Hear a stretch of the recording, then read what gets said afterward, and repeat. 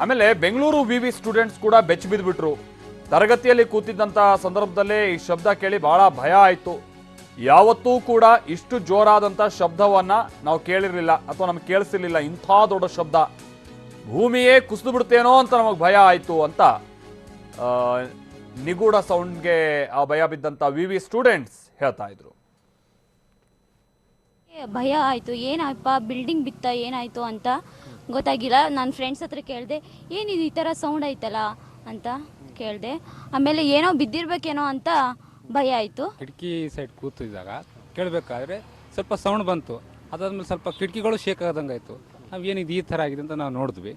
ಅದಾದಮೇಲೆ ಏನೋ may be ಏನೋ ಮೇಲೆ ಬಿದ್ದಿರ್ಬೋದು ಅಂತ ತಿಳ್ಕೊಂಡಿದ್ವಿ.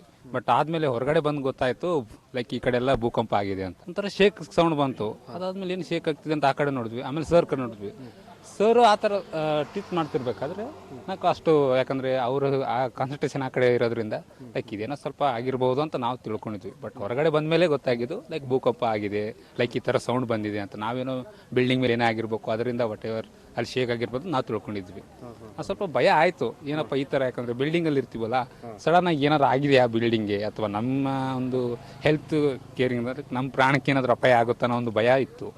ಹಿಂಗೆ ಸೊ ಇದು ವಿವಿ ಸ್ಟೂಡೆಂಟ್ಸ್ ಹೇಳ್ಕೊಳ್ತಾ ಇದ್ದಂಥ ಸಂಗತಿ. ಭಾಳ ಭಯ ಆಗಿಬಿಡ್ತು ಅನ್ನುವಂಥನ್ನ ಕೆಲವರಲ್ಲಿ ಯುವತಿಯರೆಲ್ಲ ಹೇಳ್ತಾ ಇದ್ರು. ಯಾಕಂತಂದರೆ ಈಗ ಪ್ರತಿದಿನವೂ ಕೂಡ ಕೆಲವೊಂದು ಸಮಸ್ಯೆಗಳು ಅಲ್ಲಿ ಇಲ್ಲಿ ಅಂತ ಬೇರೆ ಬೇರೆ ರೀತಿಯಾಗಿ ಆಗ್ತಾ ಇರೋದನ್ನು ಜನ ನೋಡ್ತಾ ಇರ್ತಾರೆ, ಕೇಳ್ತಾ ಇರ್ತಾರಲ್ವ.